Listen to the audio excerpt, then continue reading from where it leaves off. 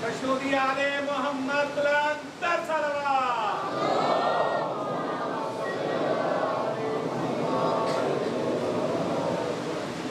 وَلَنَبْلُوَنَّكُمْ بِشَيْءٍ مِّنَ الْخَوْفِ وَالْجُوعِ وَنَقْصٍ مِّنَ الْأَمْوَالِ وَالْأَنفُسِ وَالثَّمَرَاتِ وَبَشِّرِ الصَّابِرِينَ الَّذِينَ إِذَا أَصَابَتْهُم مُّصِيبَةٌ قالوا إنا لله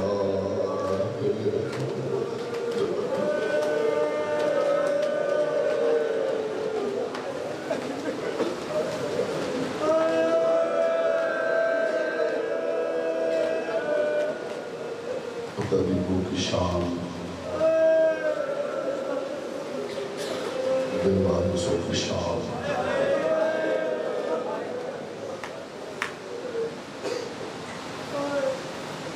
اتنے دنوں سے میں کہہ رہا تھا کہ زیادہ دنوں کا مہمان نہیں ہے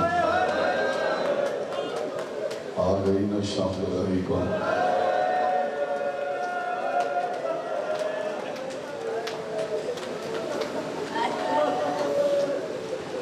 در زہرا لگی ہوئی آگ کے شعلے زینب کے خیمے تک پہنچ گئے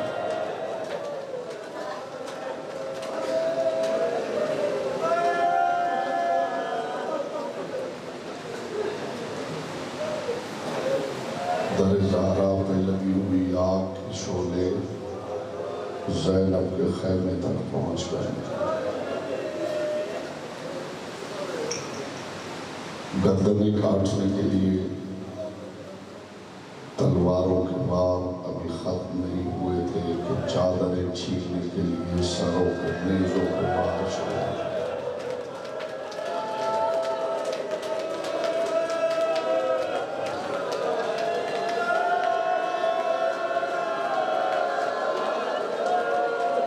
یہ شام قریبہ ہے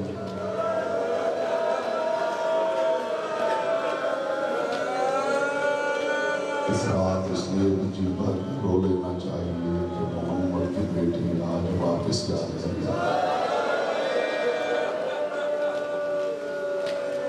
جو عزا خانوں سے آنسو چن رہی تھی وہ بھی ہم واپس جا رہی ہے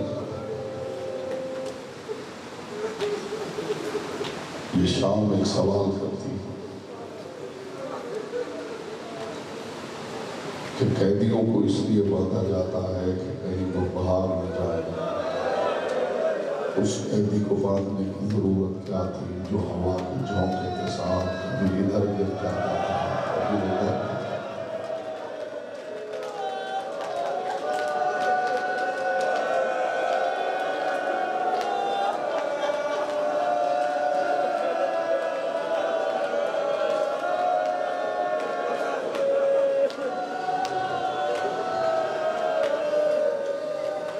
کائنات کے رسول نے جاتے ہوئے علی کو وصیت کی تھی علی میرے بعد جو ہو جائے تو میں تلوار نہیں اٹھاتا کہنے والوں نے کہا ہے کہ سجاد کربلا میں بیمار تھے بیمار نہیں تھے حسین نے حکم دیا تھا سجاد باہر چاہے جو ہو جائے تو نے خیمے سے باہر نہیں آنا اب جو ہو جائے یا سجاد جانتے تھے یا حسین جانتے تھے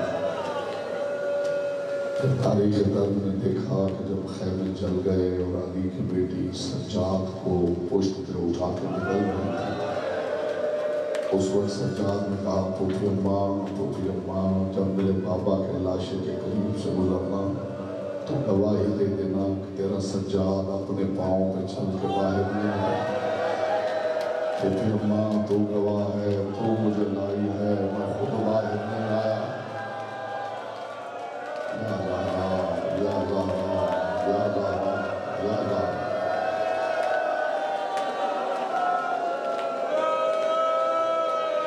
کہ بلند آوازیں محمد کی بیٹی اپنی بارگاہ میں سن رہی ہیں۔ کیا ہو گیا کربلا میں؟ پاؤں کے نیچے ابھی ریت ٹھنڈی نہیں ہوئی تھی کہ خیموں میں آگ بھڑکنے لگی۔ زہرا کے ہاتھوں کے سنورے ہوئے گیسو شیمر کے ہاتھوں بکھر گئے۔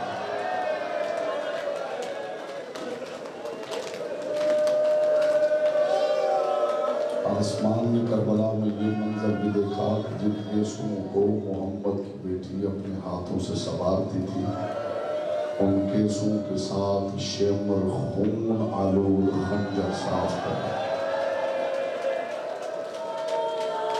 مرحبا مرحبا مرحبا، یہ قوم سلامت رہے۔ پھر کربلا کے بند میں شام ہو گئی۔ اسے غریبوں کی شام کہتے ہیں، اسے مسافروں کی شام کہتے ہیں۔ میں نے مستند تاریخوں میں پڑھا ہے کہ کچھ لوگ علی کی بیٹیوں کے خیموں کے گرد، مرد تو کوئی تھا نہیں، گھوڑوں پہ سوار کھڑے ہو گئے اور شیمر ملعون نے اونچی آواز میں کہا کہ خیموں کو آگ لگا کر ان کی تنابیں کاٹ کر جلتے ہوئے خیمے علی کی بیٹیوں پہ گرا۔ تاریخ مکتب کہتی ہے جلا ہوا خیمہ گرتا تھا، علی کی بیٹی بچوں کو لے کے کبھی اس خیمے میں کبھی اس خیمے میں کبھی اس خیمے میں۔ مرحبا مرحبا، کون سی قوم ہے جو ایسے ہو سکتی ہے؟ سارے محرم میں آپ نے آزاد ایک آواز محمد کی بیٹی کی بارگاہ میں محفوظ ہے۔ رات گزرنے لگی عزادارو، آپ کو تھکانا مقصود نہیں، میں بہت جلدی اس معراج کا آپ کو لینا چاہتا ہوں، لے کے جانا چاہتا ہوں کہ مصطفیٰ کی بیٹی جب واپس پلٹ رہی ہو تو آپ کو دعائیں دیتی ہوئی پلٹ رہی ہو۔ رات کے ایک پہر میں زوجہ غر پانی کا اہتمام کر کے آئی تھی۔ ادھر اہل بیت کے بچوں کو بٹھایا، ادھر انصار کے بچوں کو بٹھایا، اور کی زوجہ نے پانی درمیان میں رکھ کے کہا بچوں جنگ ختم ہو گئی۔ میں آپ کے لیے دعا کرتے ہوئے کہ محمد کی بیٹی ہر آنکھ کو آنسو کی خیرات عطا کرے، جناب اور کی زوجہ نے پانی رکھا اور رکھ کے کہا بچوں جنگ ختم ہو گئی ہے، پانی پی لو۔ اہل بیت کے بچوں نے اشارہ کیا انصار کے بچوں کی طرف، جب انصار کے بچوں کے پاس پانی لے گئی انہوں نے اشارہ کیا اہل بیت کے بچوں کی طرف۔ عزاداروں رونے والوں ہور کی زوجہ اور کچھ نہ کر سکی کہ درمیان میں پانی رکھ کے دونوں بچوں سے کہنے لگی جو پہلے پینا چاہے پی لے۔ ہور کی زوجہ نے دیکھا کسی بچے نے پیالے کو ہاتھ نہیں لگایا، بچے کانوں پہ ہاتھ رکھ کے میدان کی طرف دوڑتے جاتے تھے اور کہتے جاتے تھے لا حاجت لنا بالماء سیدنا عطشانن، ہم نے پانی نہیں پینا، وہ دیکھو ہمارا اصغر کربلا کے بند میں پیاسا پڑا ہوا ہے۔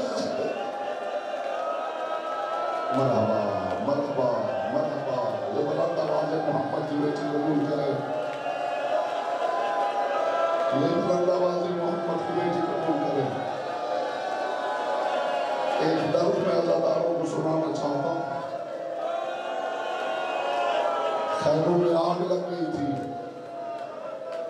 یہ جو کچھ ہم پڑھتے ہیں، جو کچھ آپ سنتے ہیں، یہ سب کچھ وہ ہے جو یا کسی نے دیکھا ہے یا کسی نے پڑھا ہے۔ خدا کی قسم وہ کوئی نہیں جانتا جو علی کی بیٹی وہاں سہتی رہی ہے۔ وہ نرجس کا لال آئے گا تو بتائے گا کہ اس میدان میں جہاں مرد مارے گئے ہوں اور اس بی بی کے پاس خیمے کی چوب ہو جو علی جیسے شریف باپ کے سامنے جانے کی عادی نہیں، رات کے ایک پہر میں یہ وہ درد ہے جو میں پہنچانا چاہتا ہوں۔ رات کے ایک پہر میں جتنی مجھ میں ہمت ہے سارے لگاؤں گا یہ درد پہنچانے کے لیے۔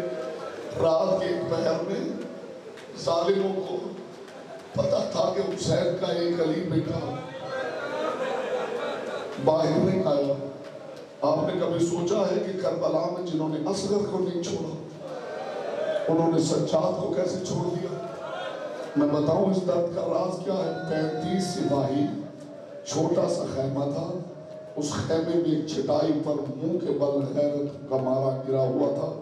35 افراد سجاد کو مارنے کے لیے آ کے اس کے گرد کھڑے ہو گئے۔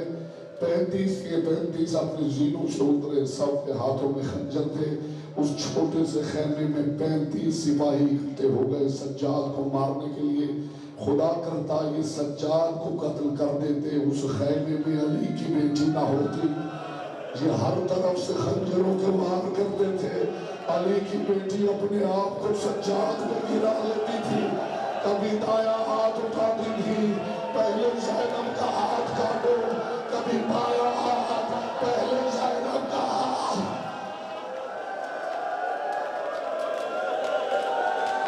یہی حق ہے، یہی حق ہے، روتے رہیے، روتے رہیے۔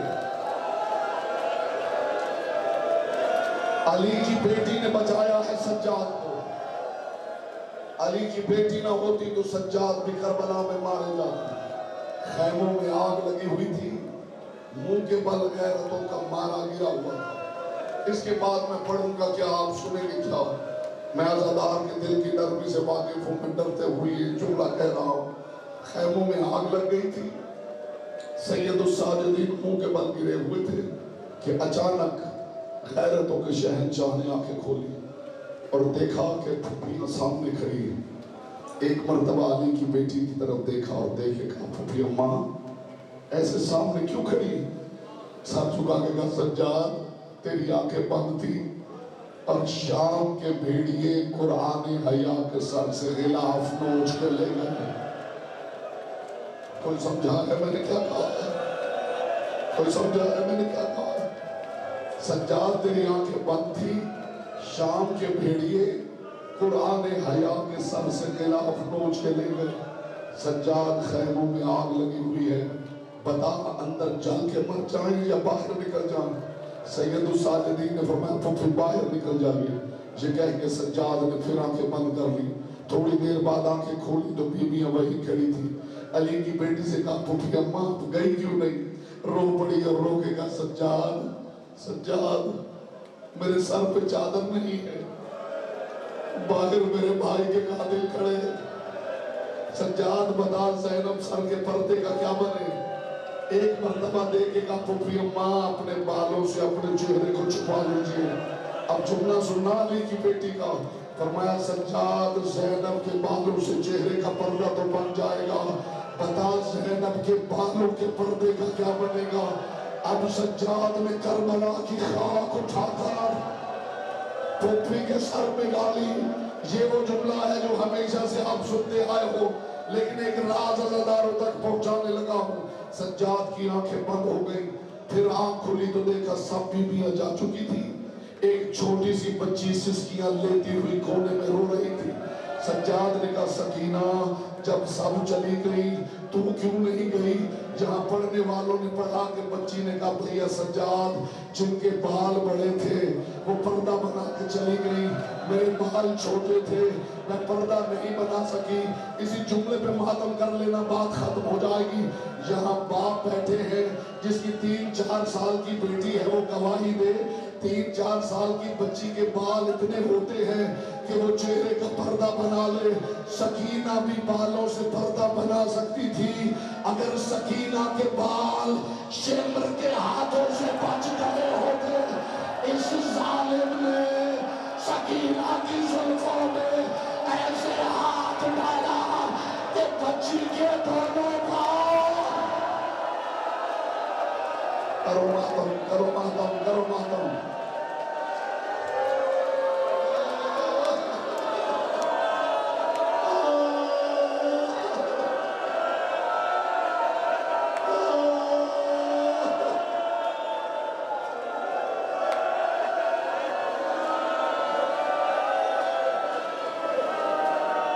کچھ ظالم لمبے نیزے لے کر ان خیموں میں آ گئے جن میں آتے ہوئے عباس بھی جھجکتا تھا۔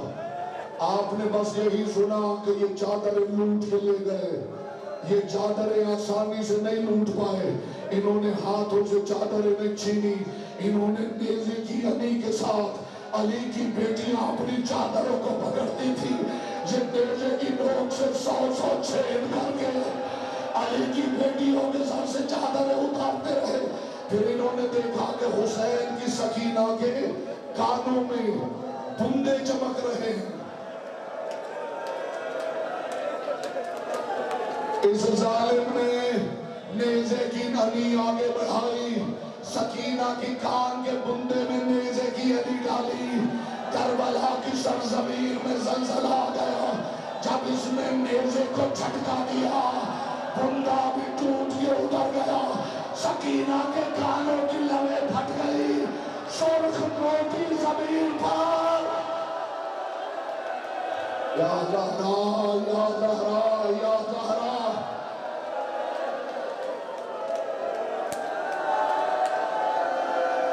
پھر بن میں رات ہو گئی. پھر بن میں عزاداروں رات ہو گئی. 84 یتیم کلالی کی بیٹیاں خیموں میں اطمینان سے بیٹھی تھی اس لیے کہ پہرا دینے والا عباس تھا. آج کربلا کی زمین پہ لاشیں بکھرے ہوئے ہیں. میں بی بی کو گواہ بناتا ہوں. بی بی گواہ رہنا اس قوم پر. میدان قیامت میں جنت کے دروازے پر گواہ رہنا. دنیا سو رہی ہے. یہ قوم کبھی سزا خانے میں کبھی سزا خانے میں کبھی وہاں پیٹتی ہے کبھی وہاں روتی ہے. آج کی رات عزادارو علی کی بیٹی کے ہاتھ میں خیمے کی چوب تھی. خیمے جل چکے تھے صرف راکھ تھی اور علی کی بیٹی بچوں کو بٹھا کر خیمے کی چوب پکڑ کر الحافظ والحفیظ. اب تیاری کرنا ماتم کی. الحافظ والحفیظ الحافظ والحفیظ. کہ چاند کی چاندنی میں علی کی بیٹی نے دیکھا ایک گھوڑ سوار ہے جو گھوڑا دوڑاتا ہوا آ رہا ہے. علی کی بیٹی کی نظر پڑی. علی کی بیٹی نے کہا رک جا گھوڑ سوار میں زینب تجھے حکم دیتی ہوں. عزاداروں گھوڑ سوار نہیں رکا. وہ کچھ قدم اور آگے بڑھا. علی کی بیٹی کو جلال آ گیا. خیمے کی چوب سیدھی کر کے کہا گھوڑ سوار رک جا میں علی کی بیٹی ہوں. عزاداروں گھوڑ سوار نہیں رکا. وہ اور کچھ قدم آگے بڑھا. اب علی کی بیٹی کے تیور بدل گئے. ایک مرتبہ ایک قدم آگے بڑھی اور خیمے کی چوب سیدھی کر کے کہا گھوڑ سوار رک جا میں عباس کی ملکہ ہوں. عزاداروں گھوڑ سوار نہیں رکا. گھوڑ سوار قریب آیا زین سے اترا نقاب الٹا. بیٹی مجھے پہچان میں تیرا بابا علی نجف چھوڑ کر آ گیا. دلاسے دیتا رہا. پلٹ کے علی نے دیکھا کہ گھوڑے کے سبوں کے ساتھ سکینہ جس کی ہم لے کے رو رہی تھی. علی نے پیار کے لیے ہاتھ بڑھایا. سکینہ پیچھے ہٹ گئی. جا دادا اپنی بیٹیاں سب کو پیاری ہوتی ہے. تیری بیٹی نے ایک مرتبہ پکارا تو نجف چھوڑ کے آ گیا. میں قاتل کی منتیں کرتی رہی نہ مار میرا پیاسا دادا.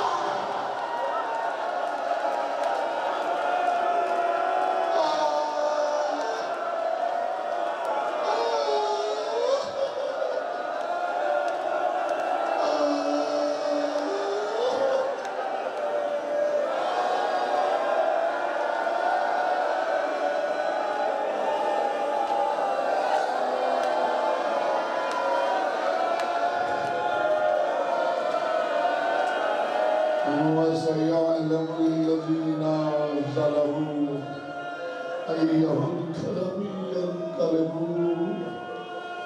مَا تَوْفِيقِ